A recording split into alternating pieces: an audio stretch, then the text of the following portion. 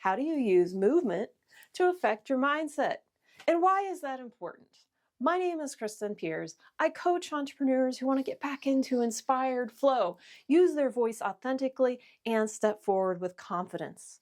And one of the things that gets in our way from flow and using our voice and confidence is big feelings and mindset. And we can get so swamped in those things. So how do you begin turning the tide and creating the momentum you want? Well, first, you decide how you want to feel. What is the experience that you want? For me, when I wake up feeling like a blob and don't feel like doing much, I take a moment and I say, how do I want to feel today? How do I want to feel? What's the experience I want to be having? And let's say for me, yesterday, focus is what I wanted. I want to focus. Okay, what is the movement for focusing? What is the movement for focusing? Well, okay, I'm going to just apply it to walking. I know what not focusing feels like. It's like, oh, look at all these things, which is great. That's exploring. That's for relaxation and pleasure.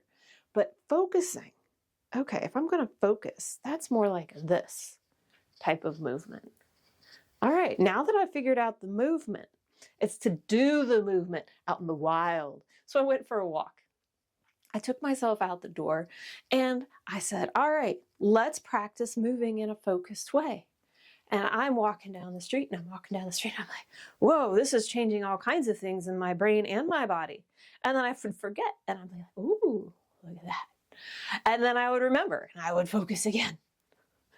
And by the time I'd taken about 10 minutes and I returned home, I was like, okay, I understand how to have the focus and I can feel it in my mind and I can feel it in my body. And now what's my next step?